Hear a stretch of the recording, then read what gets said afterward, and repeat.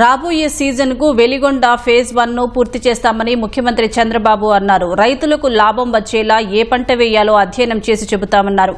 అన్నదాతలకు నష్టం కలగకుండా అన్ని రకాల చర్యలు తీసుకుంటామన్నారు. ప్రభుత్వ దూరదృష్టి వల్లే రిజర్వాయర్లన్నీ జలకళ సంతరించుకున్నాయన్నారు. కంటే ఆనందమైనటువంటి సమయం నాకు ఏది లేదు జీవితంలో. చుట్టూ చూస్తే పచ్చని పొలాలు, రైతు ఎప్పుడూ పొలం దగ్గరనే ఉంటాడు, ఈ ఎండలోనే ఉంటాడు. అలాంటి ఎండలో కూర్చొని రాష్ట్రానికి అన్నదాత సుఖీభవ కింద ఈ రోజు కేంద్రం ఇచ్చే డబ్బులు కలిపి 7,000 రూపాయలు ఇక్కడ ట్రాన్స్ఫర్ చేశామంటే మీ అకౌంట్కి వేసామంటే అది చరిత్ర. అన్నదాత ఎప్పుడు కూడా సుఖీభవ, రైతే రాజు కావాలి. అందుకని ఈరోజు ఎన్ని కష్టాలన్నా ఉండేయండి, ఆ కష్టాలు నా వరకే పరిమితం. మీరు మాత్రం సుఖ సంతోషాలతో ఉండాలనేది నా ఆకాంక్షని మరొకసారి విజ్ఞప్తి చేస్తున్నా. రేపు 15 హుషారుగా ఉండండి అందరూ ఆడబిడ్డలు. 15 నుంచి మా ఆడబిడ్డలు ఎక్కడికి పోవాలన్నా స్త్రీ శక్తి కింద ఉచిత ప్రయాణ సౌకర్యం మీ అన్న మీకు ఇస్తాడని మా ఆడబిడ్డలందరికీ హామీ ఇస్తున్నా. మీకు ఎంత చేసినా అది తక్కువే అవుతుంది. ఈ రైతును నిలబెట్టే బాధ్యత ఈ ప్రభుత్వాన్ని చెప్పి మరొక్కసారి మీకు తెలియజేస్తున్నా. నేను డ్రిప్ ఇరిగేషన్ ఇచ్చాను. ఆ తర్వాత వైఎస్ఆర్ కాంగ్రెస్ పార్టీ వచ్చి డ్రిప్ను రద్దు చేశారు. నేను ఆ రోజు ఆలోచించాను, రాయలసీమ కరువు సీమ ప్రకాశం జిల్లా కూడా వర్షాభావం ఎప్పుడు ఉంటుంది, వర్షాలు పడడం లేదు.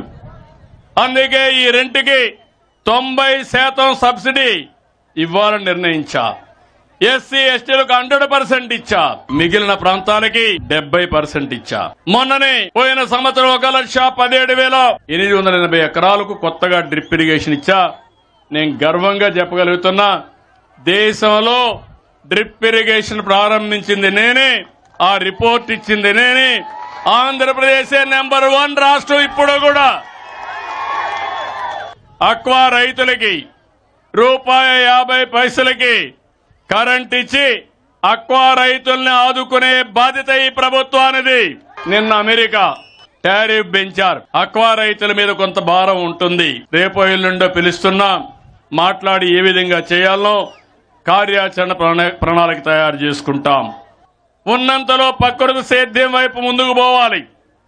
బయో, ఆర్గానిక్, నాన్ ఫెర్టిలైజర్ వైపు రైతులు దృష్టి పెట్టాలి.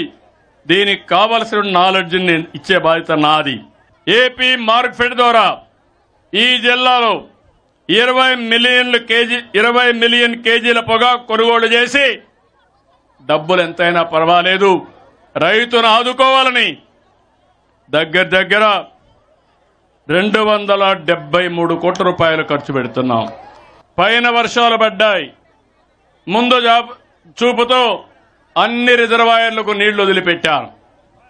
ఈరోజు మన రాష్ట్రంలో 1000 టీఎంసీ నీళ్లుంటే 750 టీఎంసీ నీళ్లు రిజర్వాయర్లు ఫుల్ అయి కళకళలాడుతున్నాయంటే అది ఈ ప్రభుత్వం యొక్క దూరదృష్టి అని చెప్పి నేను మీకు తెలియజేస్తున్నా. గుండ్లకమ్మ గేట్లు రిపేర్ చేయించడమే కాకుండా మళ్ళా గుండ్లకమ్మ నీళ్లు పెట్టిన ఘనత కూడా తెలుగుదేశం పార్టీదని చెప్పి కూడా నేను మీకు తెలియజేస్తున్నా. రాబోయే సీజన్కి ఫేజ్ 1 పూర్తి చేసి కృష్ణా జలాలు ప్రకాశం జిల్లాకు తీసుకొచ్చే బాధ్యత, వెలుగొండ పూర్తి చేసే బాధ్యత ఈ ప్రభుత్వాన్ని.